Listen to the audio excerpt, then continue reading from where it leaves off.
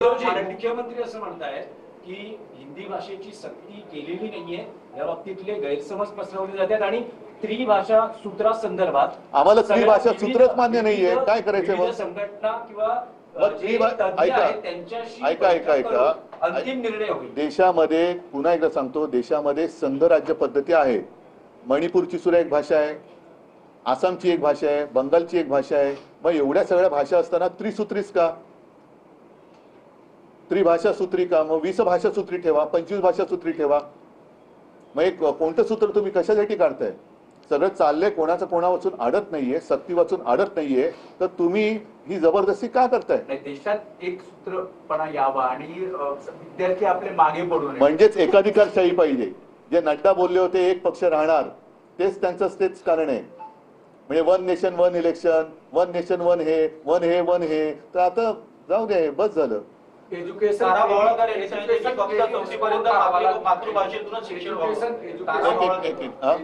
Credit score का हवाला सरकार दे रही है कि अगर 3 भाषा सीखते हैं और कोई 2 भाषा सीखता है तो उसका क्रेडिट स्कोर कम होगा और उसके कारण हमारे ठीक है, क्रेडिट स्कोर बढ़ेगा, जॉब मिलेगा क्या?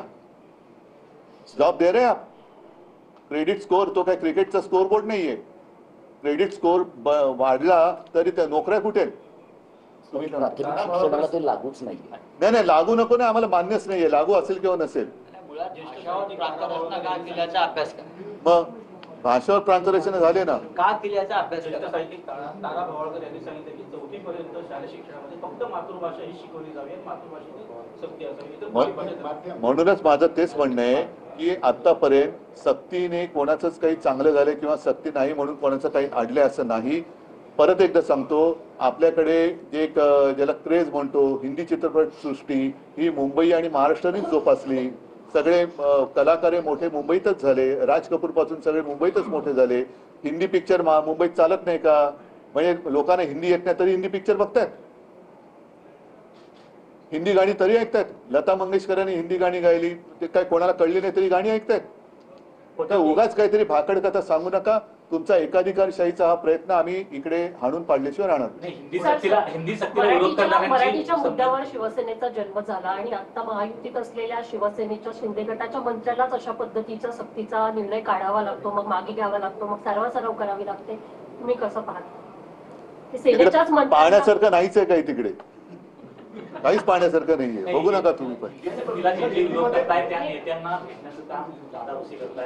काय ही त्यांच्यावर परिस्थिती आले. आचार्य मिंडे म्हणतात ते यालाच. हा मिंडेपणा कशासाठी करताय तुम्ही?